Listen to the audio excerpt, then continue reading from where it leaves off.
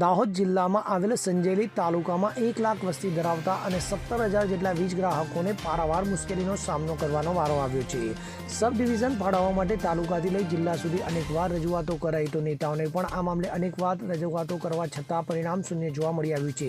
ત્યારે સંજેલી તાલુકાની પ્રજાની સમસ્યા દૂર કરવામાં તંત્રને કોઈપણ જાતનો રસ ન હોય તેમ જોવા મળી રહ્યું છે, જેને લઈ કોંગ્રેસ દ્વારા MGVCLને જાણ કરી સબ ડિવિઝનલ ફાળવવા કોંગ્રેસ સમિતિ દ્વારા માંગ કરવામાં આવી હતી। સંજેલી તાલુકાની સમસ્યાને લઈને તાલુકા કોંગ્રેસ પ્રમુખના નેતૃત્વમાં કોંગ્રેસ સમિતિ દ્વારા મામલતદાર મારફતે MGVCLના મેનેજિંગ ડાયરેક્ટર તેજસ પરમારને સંબોધીને આવેદનપત્ર પાઠવવામાં આવ્યું હતું। તો વધુમાં યુવા નેતા જયેશ સાંગડાએ જણાવ્યું કે સંજેલી તાલુકામાં લગભગ 56 ગામડાઓ છે, 1 લાખ વસ્તી ધરાવે છે, તો લગભગ હાલ 17,000 જેટલા વીજ ગ્રાહકો છે, તો લગભગ 7 ફિલ્ડરો કાર્યરત છે। તો સંજેલી તાલુકો બન્યાને 12 વર્ષ વીત્યા છતાં સંજેલી તાલુકાની પ્રજાને સબ ડિવિઝન ન હોવાથી ભારે હાલાકીનો સામનો વેઠવાનો વારો આવ્યો છે। ત્યારે તાલુકાના નગરજનોને લાઇટ બિલ ભરવા જાલોદ સુધી 30 કિલોમીટર દૂર જવું પડે છે અને આખો દિવસ ગુમાવવો પડે છે।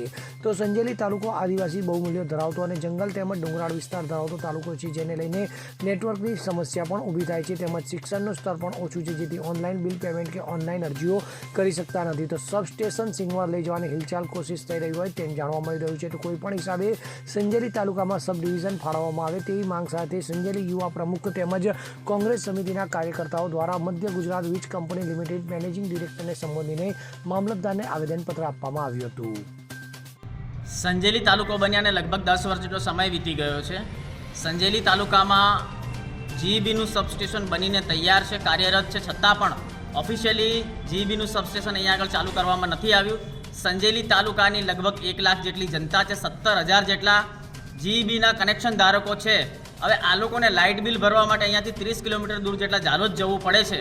તો આજે અમે સંજેલી તાલુકાના મામલતદાર શ્રી મારફતે MGVCLના મેનેજિંગ ડાયરેક્ટર સાહેબને આવેદનપત્ર આપીને રજૂઆત કરી છે કે તાત્કાલિક ધોરણે જીઈબીનું સબસ્ટેશન સંજેલી તાલુકાની અંદર ચાલુ કરવામાં આવે, જેથી કરીને જે આ જનતાને લાઇટ બિલ ભરવા માટે છે બીજા તાલુકામાં જાલોદ સુધી જવું પડે છે એ ન જવું પડે અને જનતા પોતાના તાલુકાની અંદર જ આ લાઇટ બિલ ભરી શકે, સાથે સાથે નવા કનેક્શનો માટે પણ દૂર ન જવું પડે એ માટે આજે સંજેલી મામલતદાર શ્રી મારફતે અમે રજૂઆત કરી છે।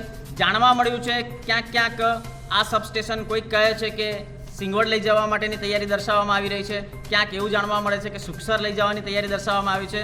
અમે આજે આવેદનપત્ર આપીને રજૂઆત કરી છે કે આ જીઈબીનું સબસ્ટેશન ઓલરેડી અહીંયા તૈયાર થઈ ચૂક્યું છે, તો ઓફિશિયલી અહીંયા ઓફિસ તૈયાર કરી અને સંપૂર્ણ કામગીરી અહીંયા કરવામાં આવે અને આ સબસ્ટેશન કોઈપણ પ્રકારે રાજકારણનો ભોગ બનવું ન જોઈએ।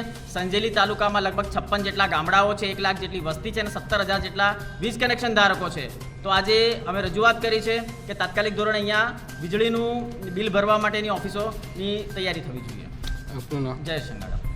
વીજ સ્ટેશન છેલ્લા 4 વર્ષથી ચાલુ કરવામાં આવ્યું છે, પણ હજુ સુધી આજ દિન સુધી સંજેલી તાલુકામાં વીજળી બિલ ભરવા માટેની ઓફિસો ચાલુ કરવામાં આવેલ નથી। લગભગ છેલ્લા 4 વર્ષથી અમે રૂબરૂ રજૂઆતો પણ કરી, જાલોદ પણ જાણ કરી છે એન્જિનિયર સાહેબને, પણ હજુ સુધી ગ્રાહકો હેરાન થાય છે। તો ખરેખર આ લોકોને તાત્કાલિક સંજેલી વિભાગમાં જીઈબીની ઓફિસો ચાલુ કરવા અમે મામલતદારશ્રીને અને ડિવિઝન મેનેજિંગ ડાયરેક્ટર બરોડાને રજૂઆત કરીએ છીએ। આપનું નામ? દિનેશભાઈ તાવિયા। મહેન્દ્ર ચારેલ સાથે CN24 ન્યૂઝ સંજેલી। હવે જુઓ દેશ દુનિયાની તમામ ખબરો તમારી આંગળીના ટેરવે। ઉઠાવો મોબાઈલ અને Google Play Store પરથી ડાઉનલોડ કરો અમારી CN24 ન્યૂઝ મોબાઈલ એપ।